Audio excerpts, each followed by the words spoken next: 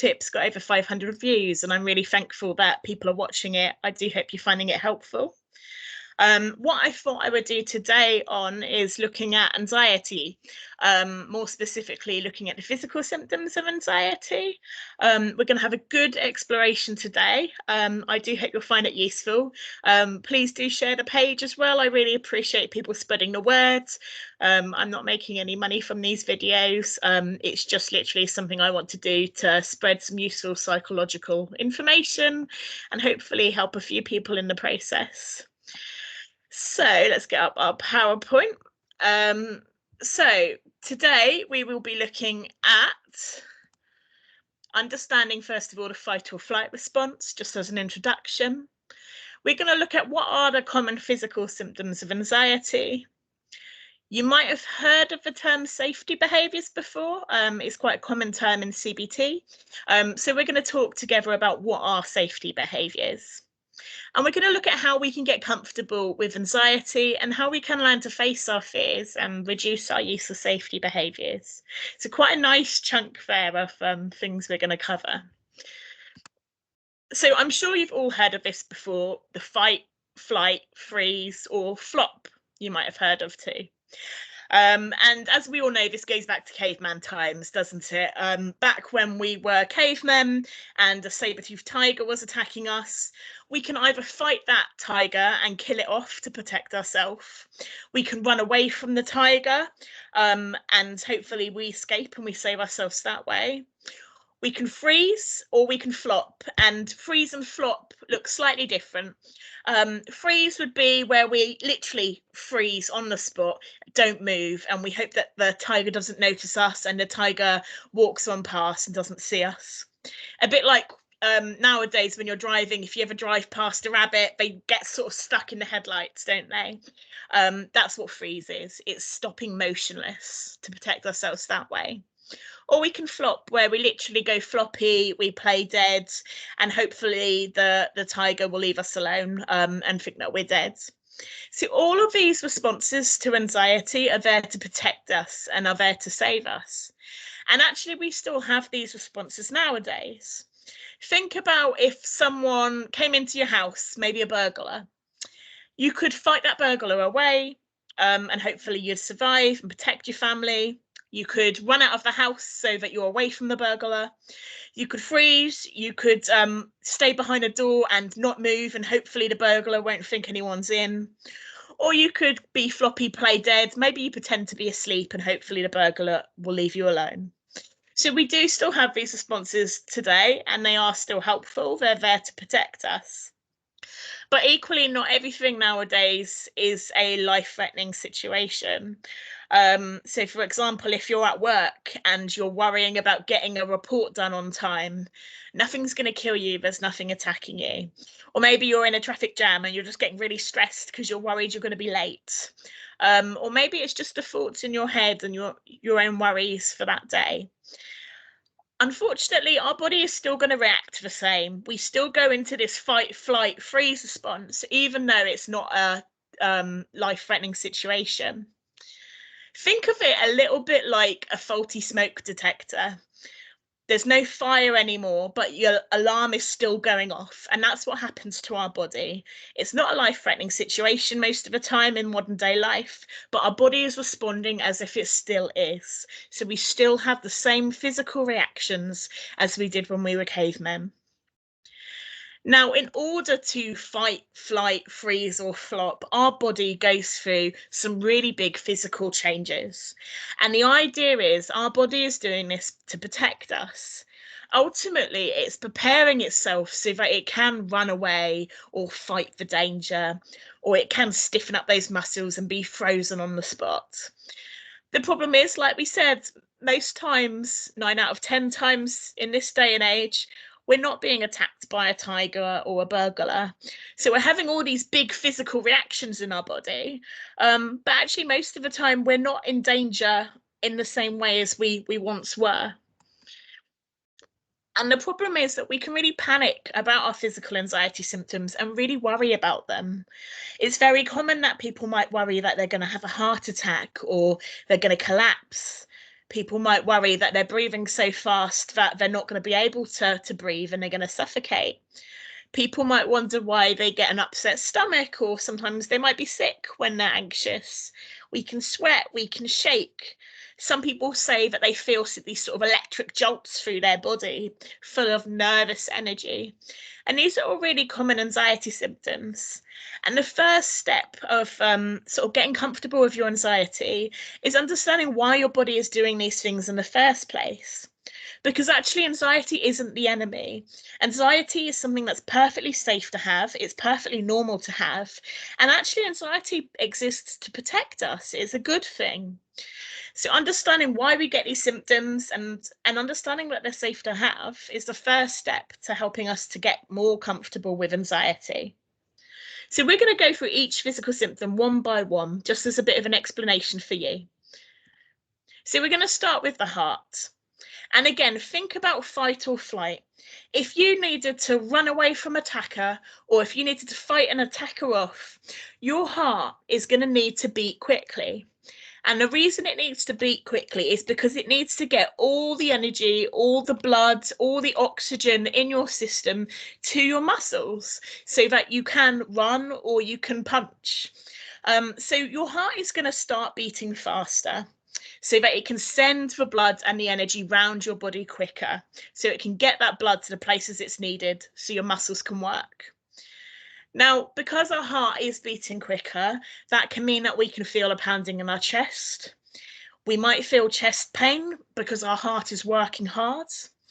Some of us might feel a sensation of a pulse. So it's very common that people might say, I can feel my heart in my throat because it's beating so hard, or I can feel my pulse racing. And obviously, if our heart is beating hard to get this blood going around our body, it's going to increase our blood pressure as well. And it is very common that people will get chest pain and worry that they're going to have a heart attack, or worry that they're having palpitations. And actually, for the most part, unless you have a heart condition, obviously you do need to check sometimes with your GP. But for the most part, these symptoms are perfectly safe and perfectly normal. And that heart is beating just to protect you and get you ready for fight or flight. Now, think about it. When you go for a run, you can get a stitch, can't you? And it's very common that you can get chest pains. You can feel your heart pounding away. But you don't worry about it in that situation, because if you've gone for a run, you know it's because you've gone for a run. And going for a run is good for our heart, isn't it? That's giving your heart a workout. It's perfectly safe. Often, because this is now caused by anxiety, we start to panic and we think that something's wrong with our heart, when actually we know that it's perfectly safe for our heart to have times where it beats fast, just like when we're running. Breathing is a common thing that people get really worried about when they're anxious.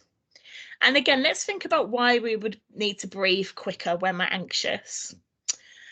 We need to fight or flight, as we know. And in order to run, in order to punch or fight, you need oxygen going to your muscles. The muscles need oxygen so that they can work. They need energy and oxygen. So naturally, your body's going to want to start breathing quicker so it can get more oxygen in, so your heart can beat fast and send that oxygen to your muscles. As a result, your breathing rate will increase. And some people might notice that they feel very breathy. They might notice that their breathing is faster. Sometimes it's shallower. And that's just because the body is trying to take in more oxygen. Now, what can happen for some people is that we hyperventilate. This is where we're breathing really quickly and gasping for air. And people can really panic about that. If you've ever had a panic attack, it is terrifying when it happens. It's really scary. You're gasping for breath and it feels life-threatening. But the fact is, it's not. It's perfectly safe to be breathless. It's perfectly safe to be gasping for air. It's not pleasant, but it's not going to harm you. These symptoms are perfectly safe to have. And again, it's your body's way of actually trying to protect you. It's trying to get more oxygen into the body so that it can fight or flight. So although you're worried that, you might feel breathless and that you're struggling to get it in, your body is actually doing the opposite. It's trying to get more oxygen in, and that's why you're breathing quickly. Moving on, we've got our increased blood pressure, we've got oxygen going around our body, and that can also make us feel quite dizzy. I don't know if you've ever had an oxygen mask when you've been at hospital, but if you do have sort of pure oxygen masks, it can make you feel dizzy, that concentrated level of oxygen hitting the brain. And lots of people might worry that they're going to faint. Lots of people think because I'm dizzy, it means I'm going to faint. Now, have a think about it. What needs to happen to your blood pressure in order to faint? Do you have any ideas? Our blood pressure needs to drop in order to faint, okay? So people with low blood pressure are more at risk of fainting. Now, let's have a think. If you are anxious and your heart is beating quickly, is your blood pressure likely to be high or low? For most people, it's likely to be high. Your blood pressure is likely to be increased. And that doesn't suddenly drop. When you're anxious, your heart is beating fast for quite a while and it slowly calms itself down. So actually, although you feel dizzy when you're anxious, it's because of your blood pressure being increased and the oxygen going around the body in higher levels. You're actually less likely to faint when you're anxious because you've got a high blood pressure when you're anxious. So it actually makes it quite hard to faint. Now, there are exceptions to that. If you have a medical condition, there may be some exceptions. Another exception is for people that have blood or needle phobias. Now, if your body sees blood, your body is naturally designed to think, hang on a moment, that could be my blood. And if your body thinks that it's bleeding out, it's going to lower its blood pressure to stop you bleeding out and dying.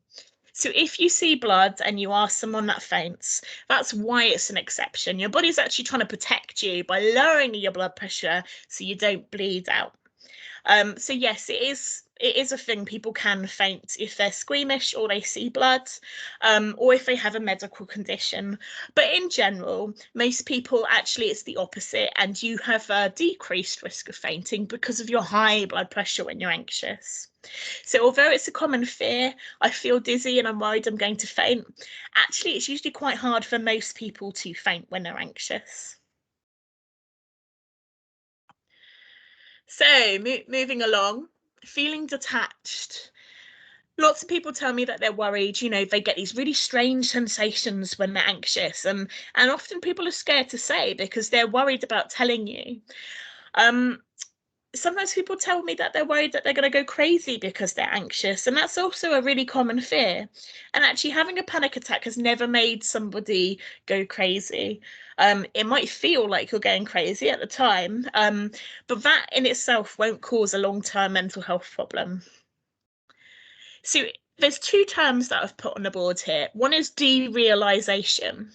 And this is a common anxiety symptom. When we're feeling anxious, things can feel like they're not quite real, or things can feel that kind of weird sort of unreality sensation. Sometimes people feel like they're detached from their surroundings. So it's very common. Things might feel like they're further away than normal. They might feel a little bit dreamlike. And this is actually a really common anxiety symptom when we feel detached from the world around us. Another term is dissociation. And this is where we get sort of outer body experiences. So it's not being detached from the world. In this instance, it's feeling detached from our own body, feeling like we're far away from our own body, almost like that sort of outer body experience where you're floating above your body, or you don't quite feel connected to your body. You feel like you're looking through your eyes, but not in the same way as you normally do. You don't feel like you're inside your body. And these are actually really common anxiety symptoms, and they're nothing to be concerned about. There's a few theories of why we get these symptoms. So one theory is that, again, we've got this fight or flight system, our body is reacting, and our blood pressure has changed because our heart is beating to get this blood and oxygen to our muscles. And sometimes our body might reduce blood flow to areas in the front of our brain. And it might turn on areas in what we call our back brain. You might have heard of this called the reptilian brain. And this is the part of the brain that has all of those sort of automatic reptile features, just like what lizards have. So as we know, lizards have urges to have sex, lizards have urges to eat, lizards have urges to fight, and lizards have urges to run. And when we are in a sense of danger, our back brain is likely to be highly activated. And that makes complete sense because we need our survival instincts to kick in. If you're crossing a road and a car suddenly whizzes past you, your back brain will go into gear instantly, hit on some survival mode, and make you take a step back so that car doesn't hit you. That's your back brain working to protect you. What the front of our brain does is it has areas which are more the human parts of our brain. So these are the deeper thinking areas, the sort of rational, logical, the deep thinking areas of our brain. And some of the other parts of the front brain help us to understand where we are in time and space. So I know today is the 21st of June, and I know that I'm in my bedroom, and my front brain is orientating me to those areas. My front brain helps me use language and speech, and it helps me feel connected to my body as well as the world around me. My front brain stores memories, and it helps me make sense of all the information coming through my senses. So let's have a think about it. If you're in a sort of dangerous, anxious situation, your back brain is going to turn on. It's going to go into survival mode. And that means that your front brain will probably have some reduced blood flow. It's not going to turn off. Your brain's fine. Your brain's okay. It's got enough blood going through it to survive. But the point is, that's not as urgent as the back brain. It's not as needed. So we might feel disconnected to our body or disconnected to where we are or what day it is. We might struggle with our speech and language. It's very common to stammer when we're anxious or get lost for words. And it's probably because our front brain isn't as active when we're anxious.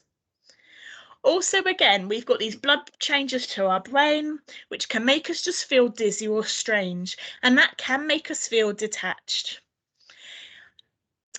Dissociation and derealization are common sort of defense mechanisms that our brain has. And the idea is to detach oneself can help to sort of cut ourselves off from severe anxiety feelings. And sometimes the brain does it to kind of numb itself and protect itself from anxiety. Also, I don't know if you've ever had this, but sometimes when you're really, really focused on something, it gets a bit confusing. And I'll give you an example. Have you ever said your name like 10 times in a row?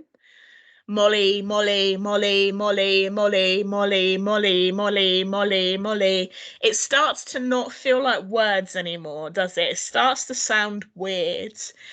And the problem is, if we really focus on one experience, it's going to feel bigger and it's going to feel weirder. Like, have you ever been at school and someone said, don't think about blinking? And then all of a sudden your blinking starts to feel really weird and you forget how to blink normally and you can't remember if you're doing it right. If we focus on these weird sensations of derealization or being detached, then the more we focus on them, the weirder they feel as well, unfortunately. Also, when we're anxious, our brains are taking in so much information. We've got neurotransmitters firing at a rapid rate, and sometimes our brain just can't process all the information at once. Also, think about times where you might have gone into a supermarket where there's lots of bright lights or lots of noise, or maybe you're on a train and you can just feel all that motion. Sometimes big sensory changes can give us that sort of sensory overload. And it can just mean that our brain is so busy taking in all the information that it can't quite connect everything together. So that might mean that we can't connect where we are in the world, or we can't connect that feeling to being in our body. Another possible reason is that we just focus on it too much, like I said, so it feels bigger. For example, have you ever been in bed and you can't breathe because you've got a blocked nose, you've got horrible colds? The more you focus on not being able to breathe, the more you notice it. And it's the same with this. Feeling detached, feeling like things are far away, feeling like you're not in your body when you're anxious are actually really common anxiety symptoms. And in themselves, it doesn't indicate that anything is wrong. Sometimes these symptoms can come on all of a sudden, and people might be like, oh, hang on, I wasn't anxious and now they've just come on. But that's also very normal. It might just be a sensory change or something that you're focusing on, or we're noticing a slight change and then we panic about it, and then we trigger our fight and flight response. So then that situation and that sensation feels even more enhanced and even bigger, and that's very common. Carrying on with our symptoms, it's very common that people are going to feel really energetic, really restless when they're anxious. Like they want to get up and run. Our body might shake. People notice tremors in their hands or their limbs, or some people notice lots of tension, lots of stiff muscles. Now think about it. In order to fight or flight, your body is sending all this energy round so that you can run or you can fight.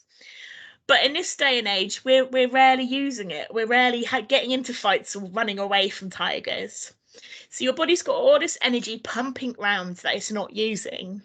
And that's sometimes why our muscles are shaking. Our arms are ready to fight and we're not fighting. So maybe our hands are shaking because we've got so much energy that isn't being used. Our muscles are tense, our muscles are ready to act, our legs are ready to run, our shoulders are tense and ready to fight, but we're not using those muscles. So again, these muscles are frozen, they're ready for action, but we're not using them. And that's why we can get these aches and this tension. Our body might be hot because we've got all this energy going around, and your body might start to sweat because it needs to cool itself down. And again, the more you focus on a symptom, the more you will notice it. If you're worried about tremors, the more you focus on your tremor, the bigger you'll notice your tremor gets, because one, you're paying more attention to it, so you're noticing it more.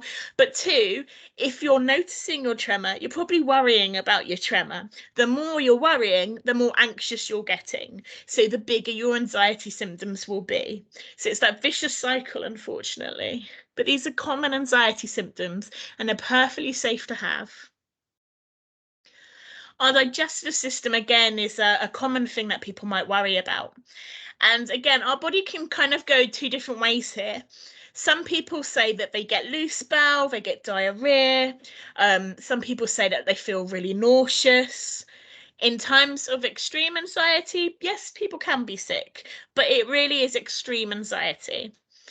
Other people can go the opposite, where they'll get really constipated and really bunged up. Now, again, if a tiger is running up to attack you or you're getting burgled, your body doesn't care about your digestive system. Your body wants you safe and out of there. Your body doesn't care about digesting what you've had for lunch. So sometimes we get constipated where the body just shuts down and says, I'm not digesting right now, I need to leg it. Or it does the opposite, where actually your body just wants to get rid of whatever's in your stomach as quickly as it can. And that can mean that we get, sort of diarrhea or loose bowel. That's very common. And again, we've got this heightened blood pressure. Our blood is going to our limbs, our blood is going to our brain, our blood is getting ready to sort of help us to fight or flight. And less blood will be directed to our stomach because it's not a priority in that time of need. Now, think about animals. They do this too. Have you ever had a pet puppy and you've brought the puppy home and it's new, it's really excited being in your house, or maybe it's got nervous and maybe it has an accident? Our body does the same thing when we're anxious. And actually it can be helpful too in the wild.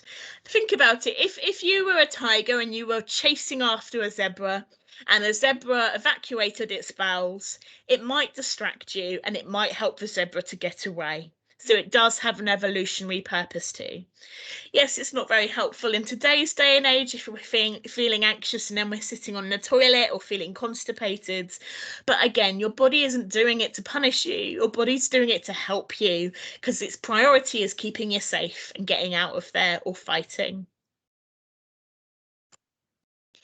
Also, just to mention with, like I said, the vomiting and being anxious.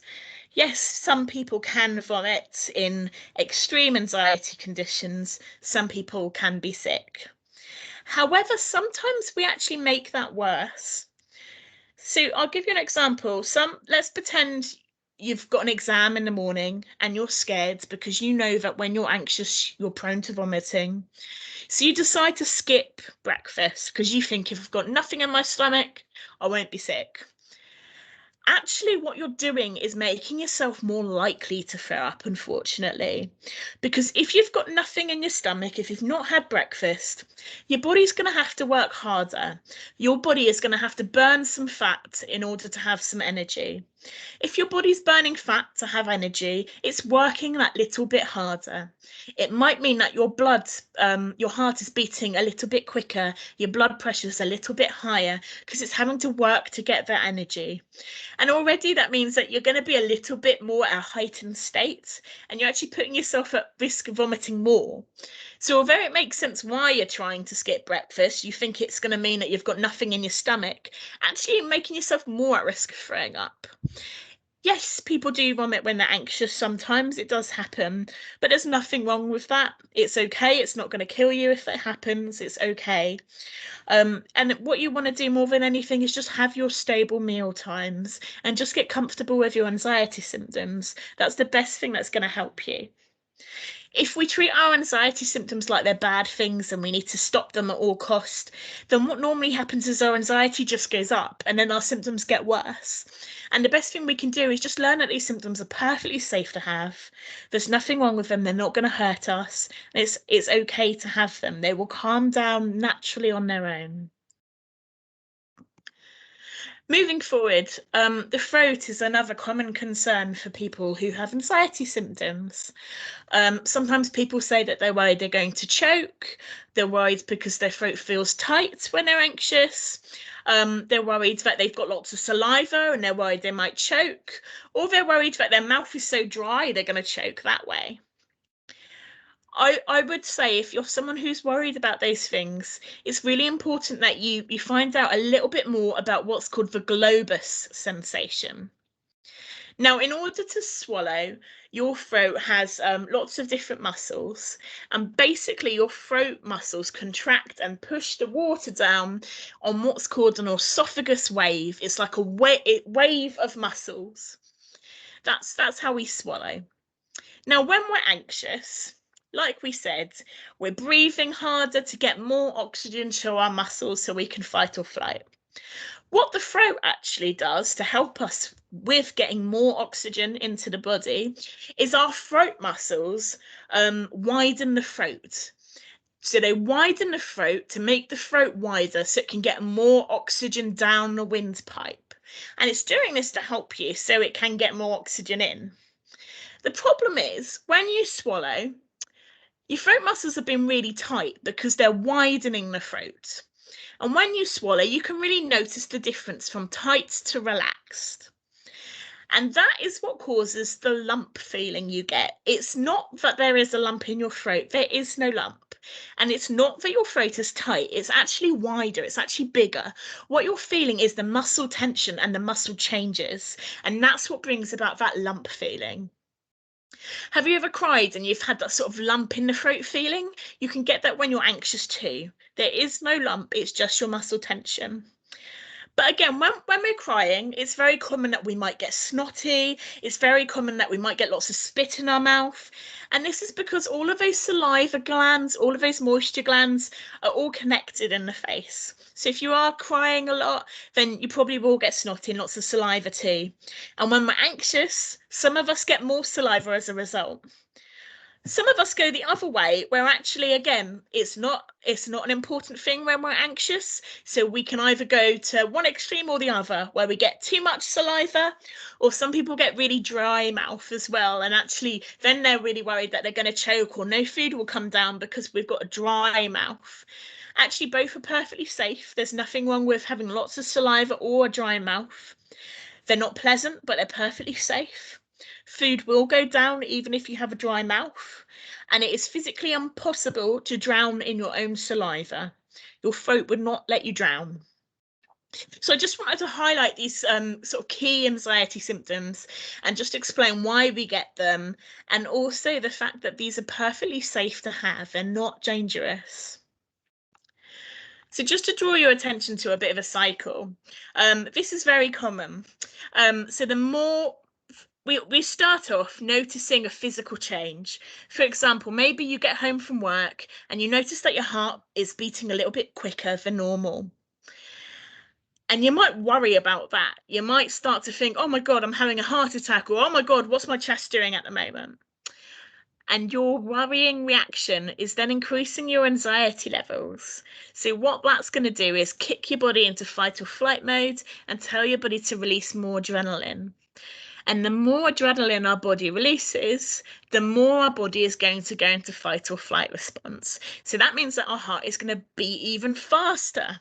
And this is where we get this cycle of anxiety. See, the symptoms aren't the problem. Your heart beating a little bit quicker is perfectly normal. It's perfectly okay. The worrying about those symptoms is often the problem. It's our reaction that's the difficulty. Now, our heart can beat fast for plenty of other reasons too.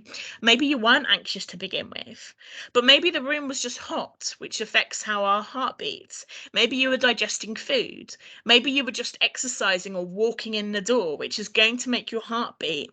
Even talking, or if you're sitting or standing, your body position can affect your heart rate as well. So lots of different things can affect our heart rate, and our heart rate might just have been beating a little bit faster for a very benign and safe reason, but our panicking about it has escalated our anxiety and then made our heart start really pounding in our chest. So again, it's just reminding ourselves that our heart beating fast, unless we have a condition or we've been told to worry about it, usually that's perfectly safe and it's very normal, and it's okay for our heart to sometimes just beat a little bit quicker.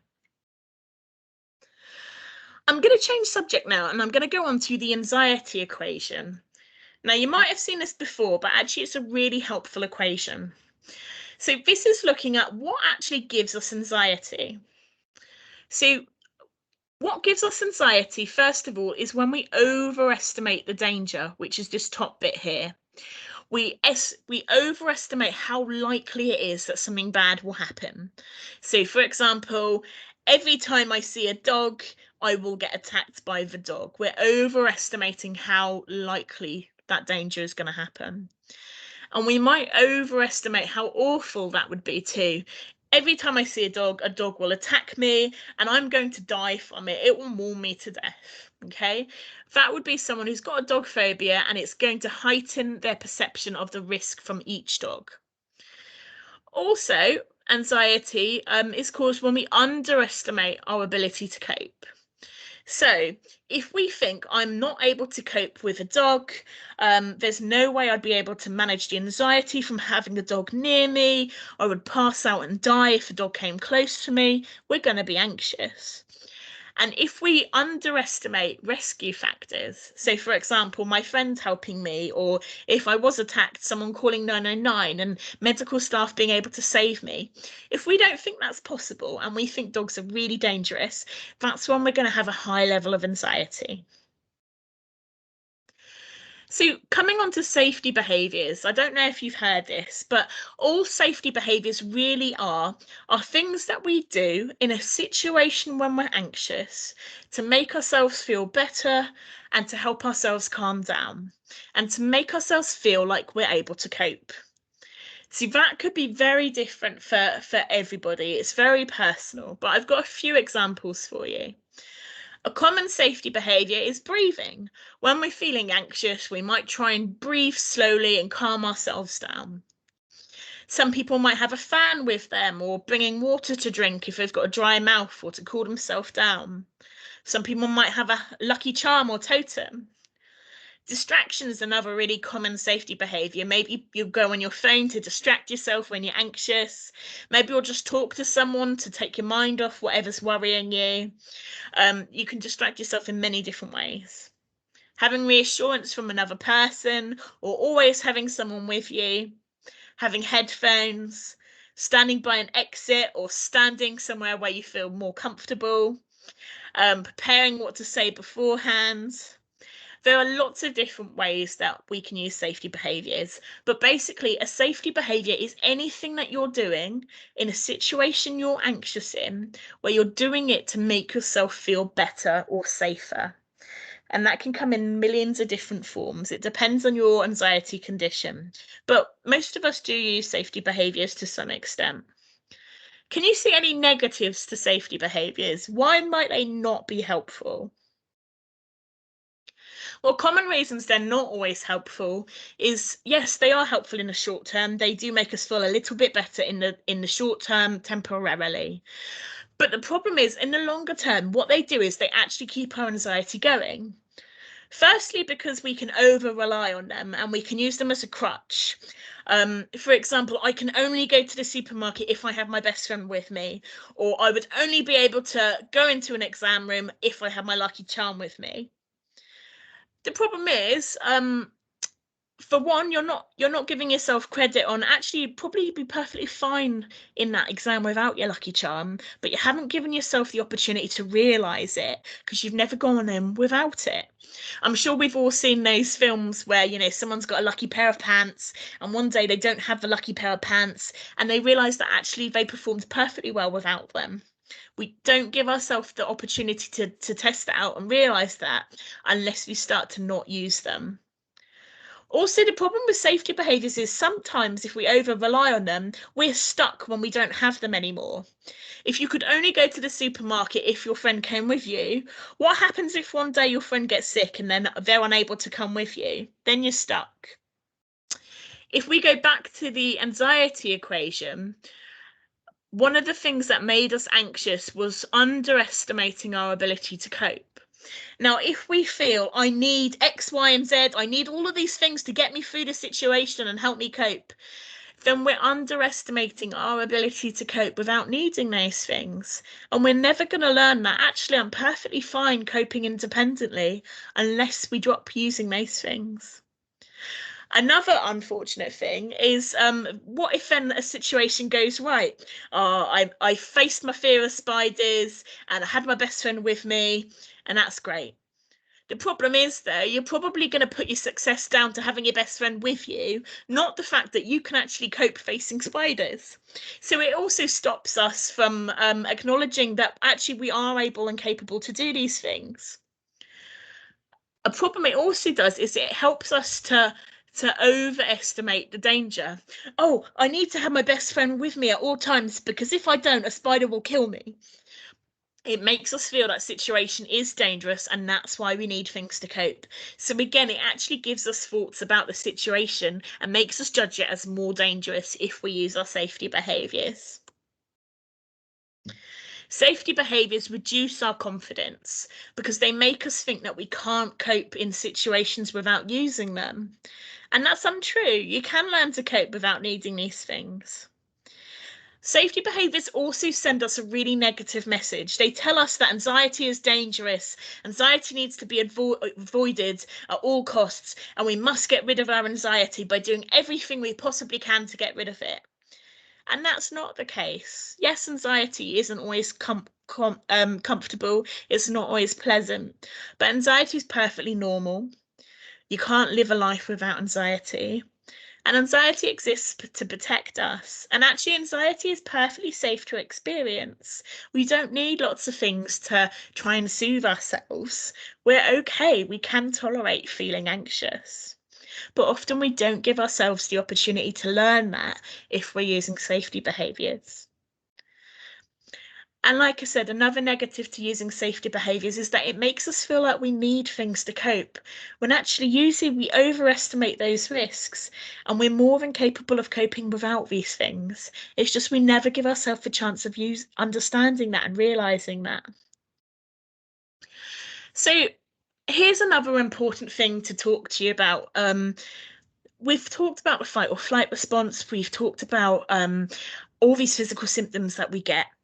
And I'm sure you've all heard of adrenaline, and adrenaline is a key player in anxiety. Adrenaline is released into our body when we're anxious, and that's what triggers all these physical fight or flight reactions to happen in the body. Now, what normally happens is we get a surge of adrenaline when we're anxious, we get a load of anxiety symptoms, and then we leg it, we run, we avoid the situation, or we use a safety behaviour, we do breathing, or we try and do things to calm ourselves down to get rid of those symptoms.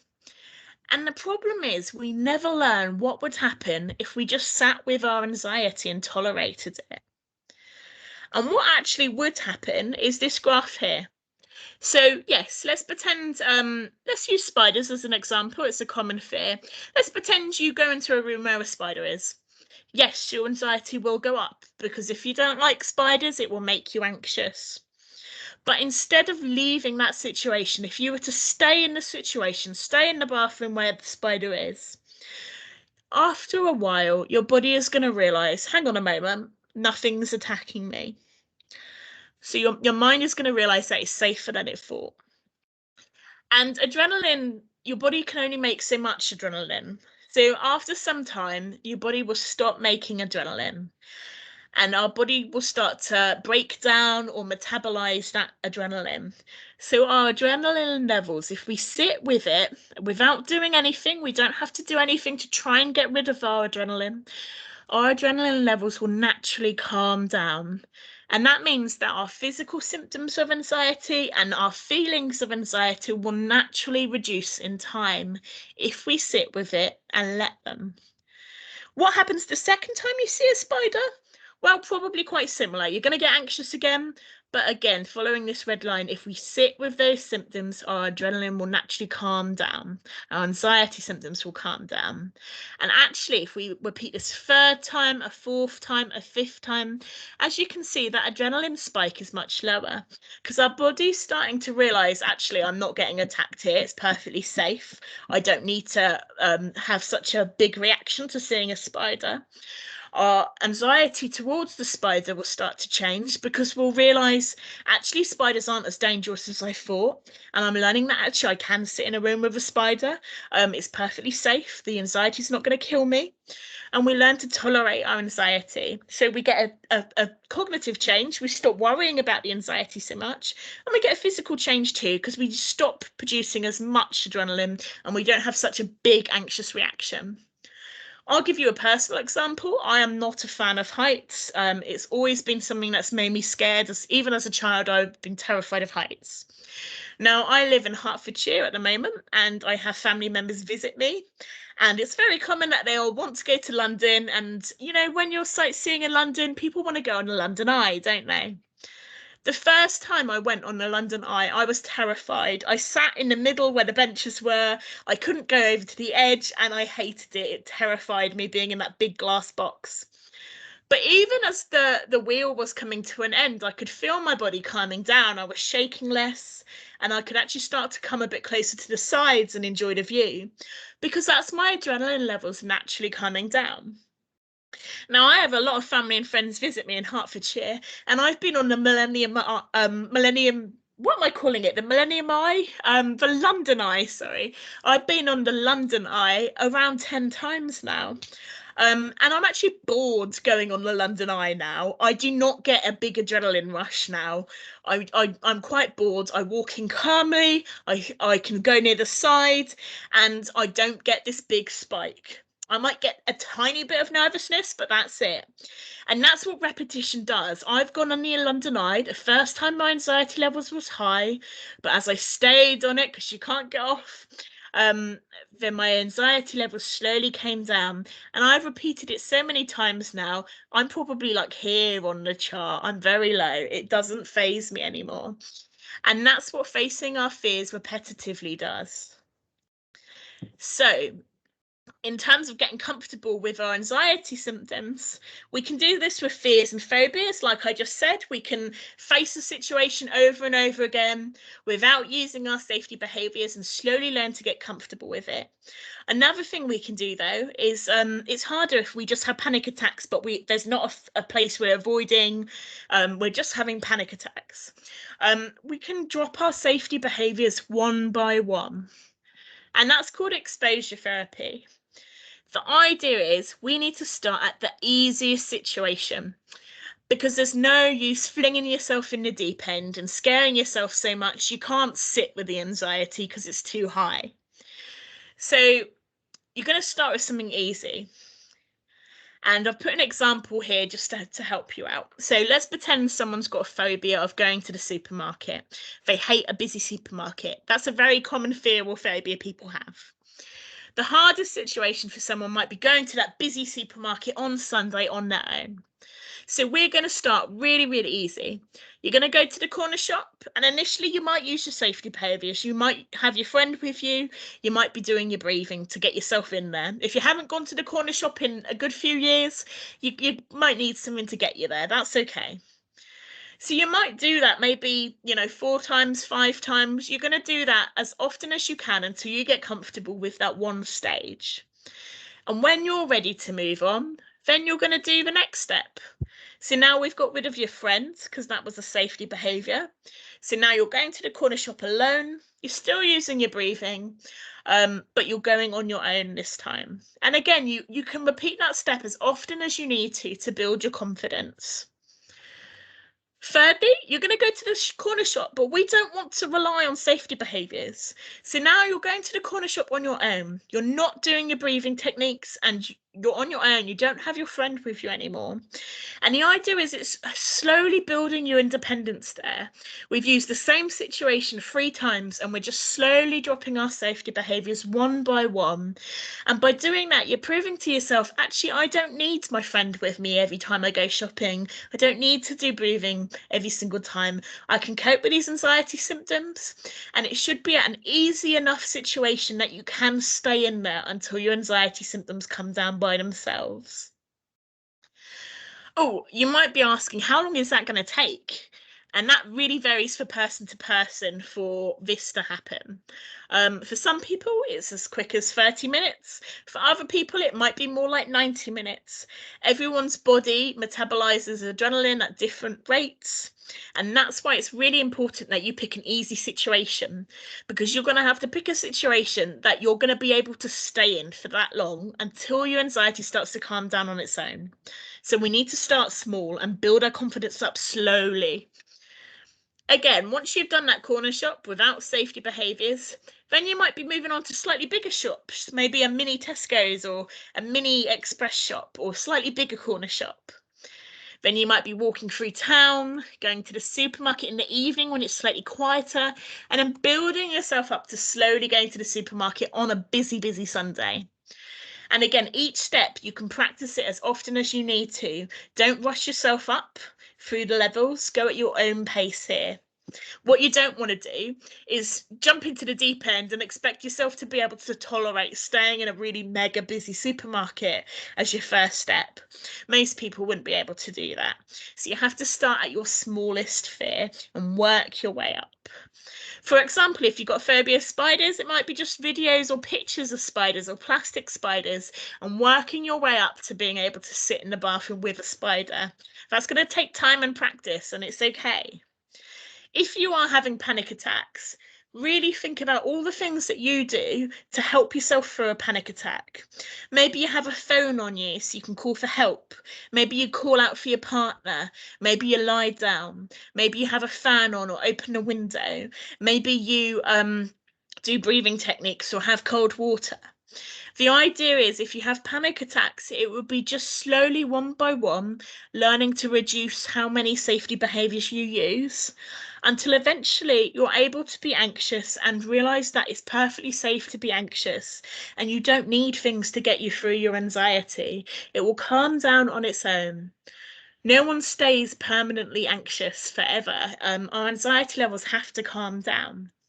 And they will if we let ourselves have the opportunity to sit with it so that our adrenaline can naturally break down by itself. So before we finish, I'm going to hyperventilate now on purpose. And the reason I'm going to do this is because I want to show you what sitting with your anxiety symptoms looks like.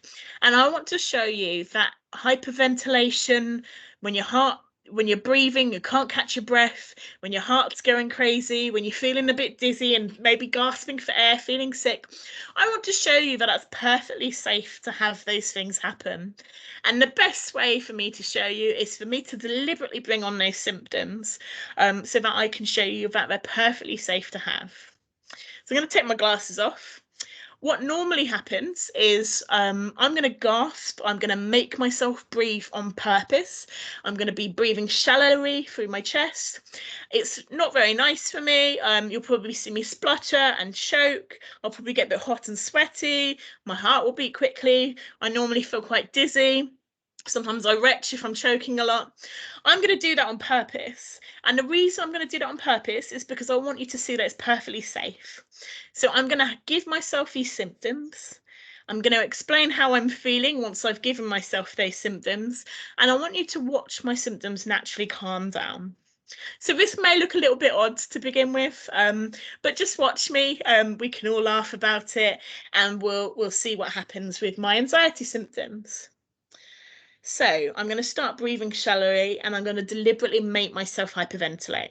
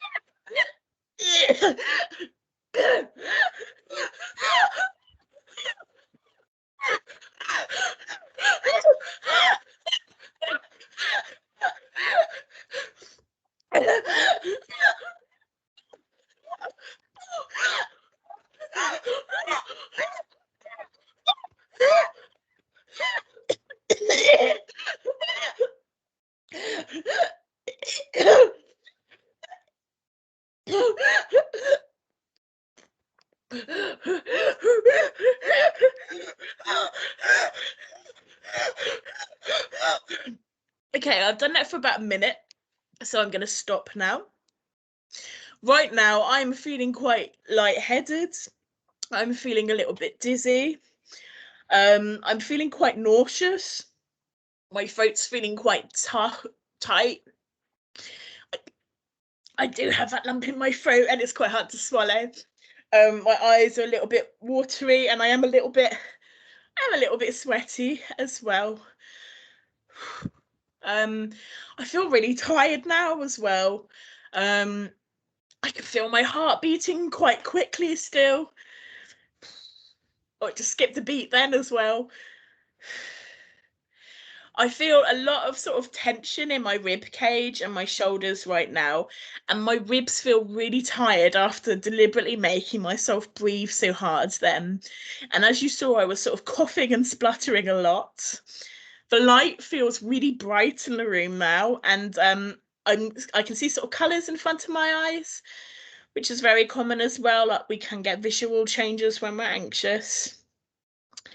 I still feel a bit sick. What else do I notice? I feel a bit sick, and my head just feels a bit spinny, is the best way to describe it. But these physical symptoms are perfectly safe to have. I do feel a bit worn out after making myself deliberately do that. Yeah, I feel quite tired. But as you can see, I haven't died from a heart attack. I haven't suffocated or passed out.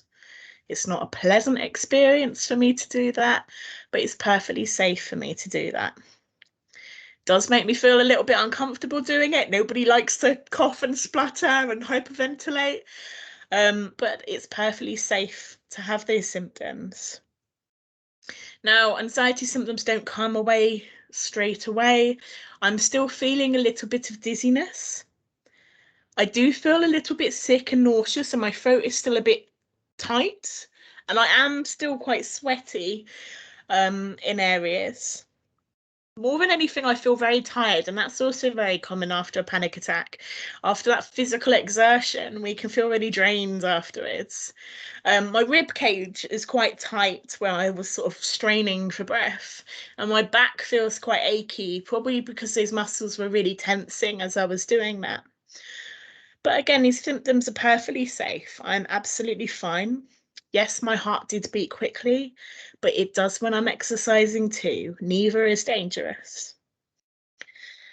So I feel hot and sweaty, feel tired, and I'm just going to sit with these symptoms. There's nothing wrong with them. I had an adrenaline surge, And now my body is slowly going to start to break that adrenaline down. It's going to realize that, oh, hang on, Molly, you're not dying. It's going to stop making the adrenaline and it will slowly ease off. My physical symptoms will slowly calm down and ease off. Now, panic attacks aren't nice, but they are perfectly safe to have. And that's why I did this. I just really wanted to demonstrate to you those symptoms are safe. Probably didn't look very nice, probably looked very weird on my video. But I hope it did make sense why I did that. Now, another thing you can do if you're anxious about your physical symptoms is, again, you can learn to face them and slowly get comfortable with them. If you're anxious about your heart beating quickly, it's a good thing to do small amounts of exercise and get used to sitting with your heart beating quickly and learning that is safe. Testing out, do I die of a heart attack? More than likely, no, you're perfectly safe, and actually exercise is good for your heart. If you're worried about breathlessness, doing things like singing or talking really fast, or even doing what I just did, is a good way to prove to yourself that actually getting breathless isn't dangerous, it's perfectly safe. If you're worried about being dizzy, spinning around in circles or spinning on one of those whizzy office chairs, these are good things to do to realise that actually dizziness doesn't mean I'm going to faint. Dizziness is perfectly safe. We used to enjoy doing that when we were kids, didn't we? Oh, I've got hiccups now. Oh, sorry, my tight chest there. It's just about learning to get comfortable with our physical symptoms, because anxiety isn't dangerous. Anxiety is there to protect us, and anxiety is our friend. The more we try and get rid of our anxiety and the more we panic about these symptoms, the worse we generally make them. And actually, if we learn that we can tolerate our anxiety, we don't need to do anything to get rid of our anxiety. It will calm down naturally on its own. That's the most powerful thing I can teach you. So what am I feeling now physically? I'm still feeling a bit hot and sweaty, clammy, I would say. I'm not feeling dizzy anymore, actually. I've got a bit of an achy back still from the muscle tension, and I'm feeling quite tired. I'd say my throat's probably still a little bit tight. You could probably hear us sort of coughing when I was hyperventilating, so I can still feel a little bit of tightness in my throat. Yeah, hot, sweaty, tightness. Things are settling. My heart, to be honest, is sort of starting to slow down now. And I guess I just wanted to sit with these symptoms and show you that they do calm down naturally. I've not done anything to calm myself down. I've just sat with these symptoms, and you can too. They're perfectly safe. So I'm not going to bore you by sitting here for another 10 to 15 minutes whilst they calm down fully. Like I said, it does take time for your adrenaline to be broken down in the body, but they will just carry on to slowly ease up and calm down, and I'll be perfectly fine. It's exactly like going for a run. You're hot and sweaty and puffing, and your heart is beating fast and you can feel nauseous. But again, you don't stay that way, do you? Once you've given yourself time to rest, your body naturally calms down, it naturally slows down, and it naturally settles. And that's exactly what happens with our anxiety symptoms if we let it. We don't need to do anything to calm ourselves down. Our body will do that on its own. We just need to sit with it, tolerate it, and give it time. Thank you very much for watching. Please do share my CBTandME videos. Like I said, I don't make any money from the videos. The reason I'm doing them is just to share some important psychological information that I think anyone should have. I do appreciate people liking my Facebook page. Feel free to share any of the links or any of the videos. I think knowledge is power, so let's share the knowledge. Thank you very much. And I will be trying to post more videos, so I will be posting some soon. So please keep watching. Bye.